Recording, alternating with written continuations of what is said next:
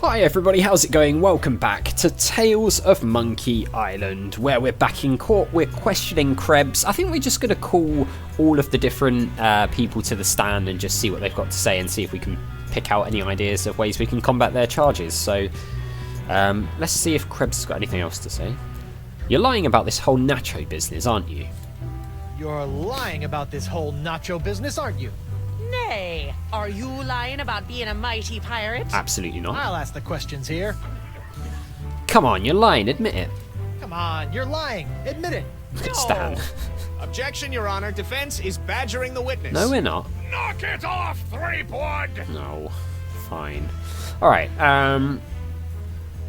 no more questions. I have no more questions for this witness, Your Honor. You may step down, Bosun Krebs. Okay, so if we say that, it means that they just go away. So she had, what's this? Leg lamp with red parrot-shaped burn. This, I want to look at this sketch. Icky. Hard So- to believe that nacho sauce could do that. Yeah, so it's like a purple skull and crossbones. So we've got all these various different hot substances which could have caused the burn, but obviously none of them are purple. So we've got red, we have got blue, so I wonder if we're going to have to like combine two of them together. The question is, would it be the shot or... Well, this was... So let's think about where we got these. That's the molten glass. That came from the glass shop. The manatee oil was from outside the bar. The caustic fluid, where did we get that from? I actually can't remember. The hot grease... and then the Blood Island volcano shot. So it's most likely, if we can combine these to make purple, it's most likely going to be this, because these are two substances from in the bar where the burn happened, right? So, alright, so we can't do that. So could we do the caustic fluid? No. Okay, so we're obviously missing something. Hot wax. Let's have a look at these things. It's a cup of bubbling hot wax. Yeah, hot wax. It's an esophagus scarring Blood Island volcano shot. So I would have thought it would most likely be that and that if we can make it purple, but we can't combine them. Fine. Leg lamp with red. I mean, unless it's just a case of like dumping the blue thing onto there. Yeah. Okay.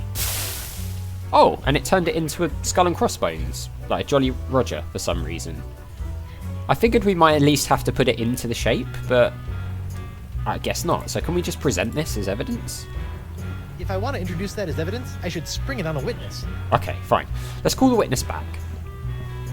So I thought we'd have to actually mix them together to make a purple one, but apparently we just chuck it on there. Fine. Call the witness. Let's get Krebs back up here. I'd like to recall Bosun Krebs to the stand. Catherine Krebs. Now remember, darling, you're still under oath. Aye. She knows. Okay, so under oath. So do we do this? Your Honor, I'd like to introduce this leg lamp into evidence as proof that Bosun Catherine Krebs is lying about her so-called nacho sauce burn. This proves nothing. Objection, Your Honor. The scars on this leg-shaped lamp may look like my client's, but who knows how they got there? I'm glad you asked. So you see, Your Honor, Catherine's distinctive burns were not caused by Club 41's nacho sauce, but by an unlikely combination of scalding fluids found throughout Flotsam Island. Isn't that true, Bosun Krebs? Oh, we might have done it. Answer the question, you she-devil! It's true. Yay. After Guybrush knocked that platter of nachos onto my lap, I saw my chance for revenge and concocted this foolish scheme. Haha. Revenge? You still don't remember me? The woman whose ship you sunk? Who spent years languishing in prison for your crimes? The woman whose husband you humiliated in that creepy karaoke contest? Nope.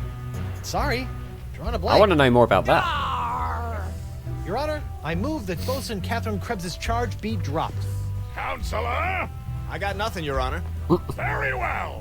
In the matter of Krebs versus Threepwood, the Pirate Court of Flotsam Island finds in favor of the defendant Guybrush Threepwood. Yay! Knock it off, you lot! Alright. Fine. Well, that's one charge dropped. So let's work on the others. Let's call a witness. We've got Joaquin Doro. We need to get that eye to be able to bribe him, so I don't think so of that. Hardtack, Hemlock, we can call ourselves. Let's call Hemlock and try and do this I'd like to call Hemlock McGee to the stand. cat one. Hemlock McGee! What's that? Oh. And do you swear on Blackbeard's... Yeah. Listen, Pinky. I knew Blackbeard back when he was bloody Black Peach Farm. Just let me at him. Ensign McGee, it's your contention that Captain Threepwood injured your cat. Injured? He practically crushed him. Hit him right in the puss with a stuffed manatee head. No, he we did. didn't. And how is your cat today? See for yourself. The poor dear is paralyzed with fear. I have to feed her through a tube. Oh, my poor Miss Pretty Whiskers. Oh, Pretty Whiskers. Your witness, kid. Fine. Alright, let's ask him some questions if we can. This whole paralysed cat story is a lie. It's a shame we can only accuse it of being a lie without asking any other questions, actually. This whole cat thing is a scam to get back at me for getting you kicked out of Club 41, isn't it? how can you look at my sad little pussycat and call me a liar? Oh, just look at her. Ah, lovely. Yeah, see, I wish there were some more dialogue lines for when you called all of these guys, but apparently not. That's a shame. Just a moment, Your Honor. Would have been nice to have some funny puns and things to go through. So we were theorizing that we would basically have to, like, magnetize this cat, right? To make it move. Your Honor, pirates and assorted buccaneers, Hemlock McGee has asserted that it was I, Guybrush Threepwood, mighty pirate, that brought about the horrible emotional scars that even now leave poor Miss Pretty Whiskers paralyzed with fear. But I put it to you that it was not your humble defendant who traumatized Hemlock's unfortunate feline, but a far more insidious assailant, and one who's in this very courtroom as I speak. J'accuse Jacques the Monkey. Objection, there's no evidence of monkey play here. No? Let's ask the victim. So we just got to pin it on Jacques the monkey. Miss Pretty Whiskers! Miss Pretty Whiskers is up and about and seeking revenge just like a good pirate cat should. That's exactly what it Miss looked like. Pretty Whiskers, come back! We'll get our revenge together. Your Honor, I rest my case. Mr. Prosecutor! Well, considering that my client and evidence just ran out the door, I guess old Stan's gonna have to drop this one. Good idea. In the case of McGee and Pretty Whiskers versus Threepwood, the Pirate Court of Flotsam finds in favor of the defendant, Guybrush Threepwood. Yay! Hit him with the pops. Nice. Make me send the bailiff up there. Alright, well, that's 2 down. We're making light work of these. Stan, of course, has just got nothing that he can fight these charges with. Or, well, he can fight what we're doing with, anyway. Okay, so that brings us to this. We need the eye for this. We don't have the eye. Well, we haven't made the eye the pox colour. So we've got to figure out how to do that. We could call ourselves and we could call Hardtack. I think maybe we call Hardtack and just see what we can do here. Pleases the court, I'd like to call Bailiff Hardtack to the stand. Bailiff Hardtack. Oh, that's me. Because we know he's Do you lying. swear on Blackbeard's log to tell the truth to the best of your ability as a grog-swilling, backstabbing pirate? I suppose. Bailiff Hardtack, could you tell the court about your claim against Guybrush Threepwood? Well, back on Spinner Cay, I was getting ready to bury me modest chest of treasures, you see. My collection of spaghetti strainers, my silver paprika shaker, and so on. Yeah. When all of a sudden, this Threepwood bloke runs up to me, waving his arms and telling me to look out for a 3-headed monkey that's right behind me. It does sound like us, to be fair. Well, naturally, I turned and looked, but there was nothing there. When I regained my composure, Threepwood was nowhere to be found. And worst of all, Yes? he dug up my perfectly good ex. It's ruined now. It looks fine. Oh, come on. He's all yours, buddy. I mean, what do we do here? Can we go and have a look at this X? It's just a lie. This whole story about your ex is a big fat lie, isn't it? No, sir. Right, just a minute. Just a moment, Your Honor. Let me go and look at this thing. Because it looks fine over here. Mr. Hardtack, you say your ex was ruined when I allegedly dug it up. Aye. It looks pretty good to me. Oops.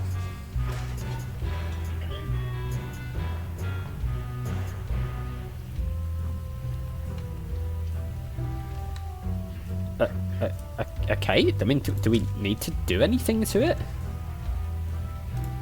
Can we...